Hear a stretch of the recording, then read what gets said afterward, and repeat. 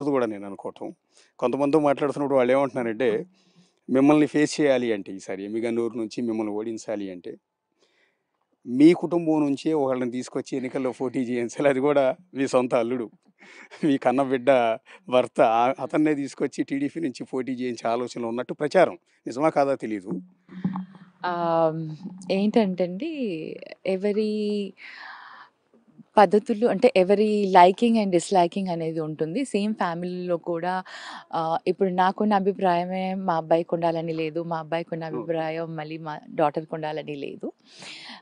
ఎవరి policy and philosophy వాళ్ళది ఉంటుందో, దానికి తగ్గట్టుగా వాళ్ళు వెళ్తారు. So, I can't comment anything on this. నన్ను ఓడించాలని కాదు, నన్ను ఇది చేయాలని కాదు. ఎవరి స్ట్రెంగ్త్ వాళ్ళకి ఉంటుంది డెఫినెట్‌లీ. పబ్లిక్‌లో నాకున్న స్ట్రెంగ్త్ నాకుంది. అలాగే మా పార్టీకున్న స్ట్రెంగ్త్ ఉంది. దీస్ 2 విల్ డెఫినెట్‌లీ సపోర్ట్ మీ అని అనుకుంటున్నాను. ఇంకా మా అల్లుడి విషయానికి వస్తే అది మా అల్లుడి చాయిస్ అది. వాళ్ళ family choice. So, definitely like I cannot comment on thought అంటే అనమాట. అల్లుడు పోటీ చేయటం అనేది ఒక విచిత్రం. కొంత ఇబ్బందికరమైన అంశం గూడా. యాహ్! కాకపోతే అమ్మాయి నలిగిపోతుంది గదా మధ్యలో. అమ్మ వైఫ్ ఉండాలా? భర్త వైఫ్ ఉండాలా? రేపు పొద్దున ప్రచారం చేయాల్సొస్తే? అందుకే ప్రచారానికి దూరంగా ఉంటుంది అని తెలిసిపోతుంది.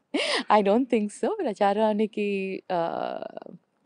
నాకు తెలీదండి. ఇంకా ఇప్పుడు యెస్. నేనేం యెస్. చెప్పలేను. యెస్. యెస్. ఎందుకంటే ఇంకా టికెట్ కన్ఫర్మ్ కాలేదు అటు పక్కన కాబట్టి it's too early to talk anything. ఏదైనా అంటే ముందే మాట్లాడకూడదు. Let's see how it's going to go. Yeah! Yeah! All the best అండి. All thank the you best అండి. పుట్టారెడ్డి గారు. మొన్న ఎంపీగా, ఇప్పుడు ఎమ్మెల్యేగా బరిలోకి దిగుతున్నారు. చూద్దాం ప్రజలు ఎలా ఆదరిస్తారు ఏంటనేది. సో, అప్పుడు